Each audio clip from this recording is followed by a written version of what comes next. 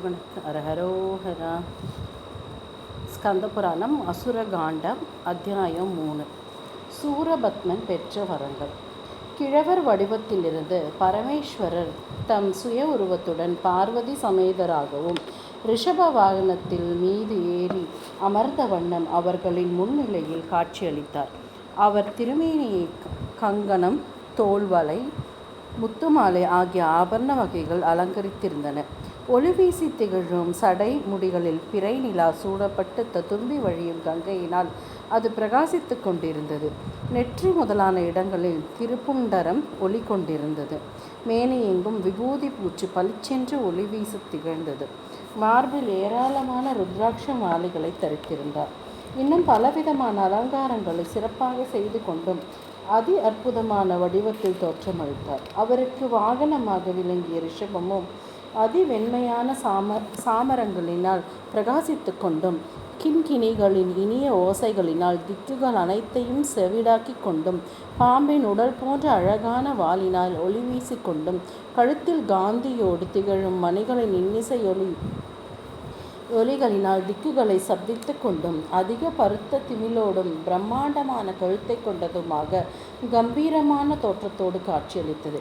இப்படிப்பட்ட மகிமை வாழ்ந்த ரிஷப வாகனத்தின் மீது அமர்ந்த வண்ணம் அதே அற்புதமாக அழகு வாய்ந்த தோற்றத்தோடு பரமசிவன் பார்வதி சமேதராக காட்சியளித்த பொழுது சகல விதமான தேவ வாத்தியங்களும் இன்னிசை முழக்கமிட்டன.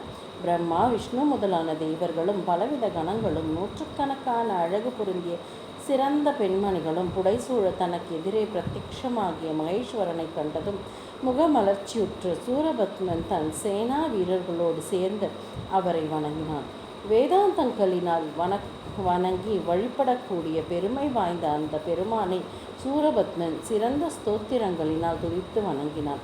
அவனை நோக்கி சிவபெருமான் தன் தாமரை மலருக்கு நிகரான திருவாய் திறந்து அதிலிருந்து இனிமையான தேன்துளிகள் சொட்டுவதைப் போல அதிமதுரமான வார்த்தைகளை கூறலானார். அசுர பெருமக்களை, நீங்கள் செய்த மாபெரும் யாகத்தினால் என்னுடைய உள்ளம் பெரிதும் உவகையடைந்து விட்டது. தீவினைகளிலிருந்து விடுபட்டவர்களே, நீங்கள் விரும்பி வேண்டும் வரங்களை கேட்பீர்களாக. நீங்கள் கேட்கும் வரங்கள் எத்தகையதாக இருந்தாலும் அவற்றை நான் தயங்காமல் கொடுத்தருளுகிறேன். இப்படி சிவபெருமான் மொழிந்ததும் அளவு கடந்த மகிழ்ச்சி பரவசத்தில் திளைத்த சூரபத்மன், சகல குணங்களும் நிறைந்த ஈசன்னே, என்னுடைய தவத்திற்கு மெச்சி தாங்கள் எனக்கு தரிசனம் தந்தருளியது உண்மையானால் 1008 அண்டங்களையும் ஒரு குடையின் கீழ் நான் அரசாட்சி செய்து வரக்கூடிய வரத்தை தாங்கள் எனக்கு தந்தருள வேண்டும். மேலும் எனக்கு என்றுமே அழிவு ஏற்படாது. பிரம்மா, விஷ்ணு முதலான தேவர்களுக்கு எனக்கு பயந்து பணிந்து அவர்களுடைய ஆயுதங்களையும் எனக்கு தந்து ஓடி ஒழிய வேண்டும். சகல அண்டங்களுக்கு நான் சென்று வருவதற்கான ஆற்றலையும் எனக்கு தந்தருள வேண்டும் என்று வேண்டிக் கொண்டான். அப்படியே ஆகட்டும் என்று கூறிய சிவபெருமான், ஆனால் சூரனே, 1008 அண்டங்களின் அரசாட்சியானது உன் கைகளுக்குள் 108 யுக காலம் வரையில்தான் இருக்கும். அநேக விதமான இரத்தினங்களில் ஒளி வீசி திகழும் ஓர் இந்திர விமானமும் மற்றும் ஒரு சிங்க வாகனமும் பாசுபதாஸ்திரம் போன்ற அந்தந்த தேவர்களின் அஸ்திரங்களும் வஜ்ராயுதம் போன்ற பலம் பொருந்திய திடகாத்திரமான உடலும் அக்னிகுண்டத்திலிருந்து உற்பத்தியான அநேக அசுரர்களும் 10,000 கோடி சங்கையை கொண்ட 4 விதமான சைனியங்களும் உன் பொருட்டு இங்கே தோன்றி கடவதாக, மேலும் உன்னுடைய மற்ற சகோதரர்களுக்கும் ஏராளமான ஆயுதங்களும் 108 யுக காலம் வரையிலும் அரசாட்சியும் உண்டாக கடவதாகும். விஷ்ணு முதலான சகல தேவர்களோடும் நீ யுத்தம் புரிய நேரிட்டாலும் என்னுடைய அழிவற்ற சக்தியினால் தவிர வேறு யாராலும் உனக்கு அழிவு ஏற்படாது. ஆனால் இறுதியில் எப்படியும் நீ இறந்து போவார் என்பது திண்ணம் என்று கூறிவிட்டு தம் திரு உருவத்தை மறைத்து கொண்டு விட்டார். தாங்கள் விரும்பி கேட்ட வரங்களை பெற்றுக்கொண்ட மகிழ்ச்சியில் சூரபத்மன் முதலான அசுரர்கள் அனைவரும் ஆனந்த பரவசத்தில் மிதந்தார்கள். அளவு மீறிய சந்தோஷத்தில் பெருத்த கூச்சலிட்டு கொண்டு இங்கும் அங்குமாக ஓடினார்கள். அப்பொழுது சூரபத்மன் தன் அசுர வீரர்களை நோக்கி, வீரப்பெருமக்களை, நீங்கள் அனைவரும் என் பொருட்டு நீண்ட காலம் இங்கே தங்கி காத்திருந்தீர்கள் அல்லவா என்று உணர்ச்சி மேலிடக் கூறினான். அதற்கு அசுர வீரர்கள் சிறிதும் கர்வம் இல்லாமல் வணக்கத்துடனே தகுந்த பதில்களை கூறினார்கள். சூரபத்மன் தனக்கு மகாதேவனின் அருளினால் கொடுக்கப்பட்ட 4 வகை சேனைகளை பிரித்து விரைவில் அதற்கு தகுந்த தலைவர்களையும் நியமித்தான்.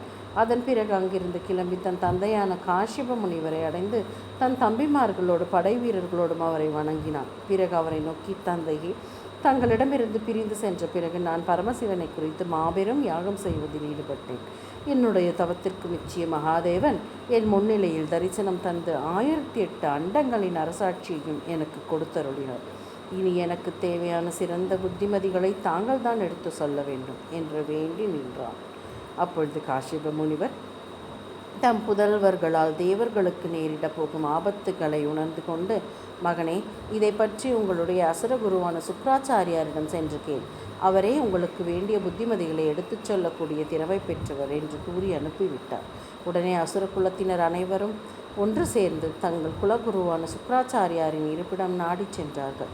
சகல சாஸ்திர விலங்குகளிலும் புலமை பெற்றவரும் தங்களுடைய நன்மையை விரும்பியவரும் ஆகிய சுக்ராச்சாரியாரின் முன்னிலையில் வந்து நின்ற அவர்கள் அவரை பக்தி பூர்வமாக கரம் கூப்பி வணங்கி, குருமகானே, இனி நாங்கள் எப்படி நடந்து கொள்ள வேண்டும், என்னென்ன காரியங்களில் ஈடுபட வேண்டும், அவற்றை பற்றி எங்களுக்கு எடுத்துச் சொல்லி எங்களுக்கு தகுந்த புத்திமதிகளையும் கூறி அருள வேண்டும் என்று கேட்டுக்கொண்டார். அதை கேட்டதும் சுக்ராச்சாரியார் சூரபத்மனை மட்டும் தனிமையான ஒரு இடத்திற்கு அழைத்துச் சென்று, அசுர தலைவனை, சிவபெருமானவர் மாயை கொண்ட ஆகாசம் முதலானவற்றை படைத்திருக்கிறார்.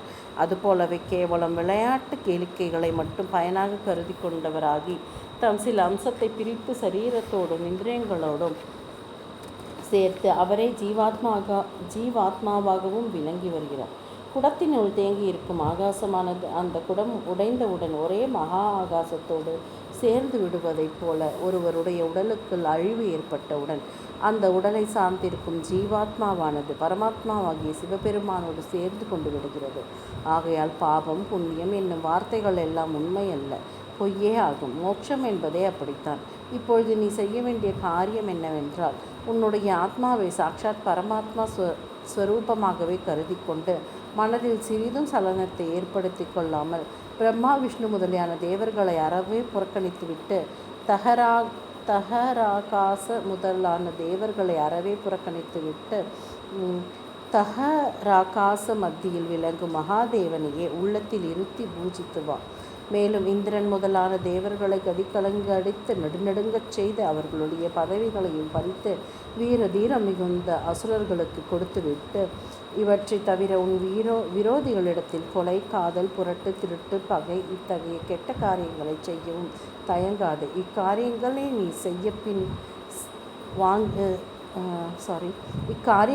செய்ய பின்வாங்கினால் உன்னை எந்த மனிதனும் தேவனும் மதிக்கவே மாட்டார்கள். உன்னுடைய அரசாட்சியின் கீழ் அடங்கி இருக்கும் சகல உலகங்களுக்கும் நீ அடிக்கடி சென்று பார்வையிட்டுவிட்டு வர வேண்டும்.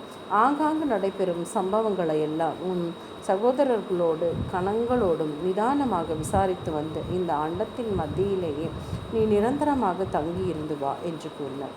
அந்த அண்டங்களினுடைய நீளம், அகலம், மலைகள், சமுத்திரங்கள், ஏராளமான தீவுகள், ஏராளமான உலகங்கள், தேவர்கள், லோகபாலகர்கள், திக்கஜங்கள், மண்ணுக்குள் பிராணிகள் ஆகிய அனைத்தையும் அவர் அந்த அசுரராஜனுக்கு விவரமாகவும் தெளிவாகவும் எடுத்து சொன்னார். பிறகு அவர், அசுர வீரனே, இந்த அண்டத்தில் இருப்பதாக நான் சொல்லியவைகள் அனைத்தும் மற்ற சகல அண்டங்களிலும் அடங்கி இருக்கின்றன என்று கூறினார். இன்னும் அசுர வீரர்களுக்கு சொல்ல வேண்டிய புத்திமதிகள் அனைத்தையும் அவர் தெளிவாக சொல்லி அவர்களை அங்கிருந்து விடை கொடுத்து அனுப்பி வைத்தார். சூரபத்மனும் அசுரகுருவை நமஸ்கரித்து வணங்கி எழுந்து அங்கிருந்து புறப்பட்டு சென்றான்.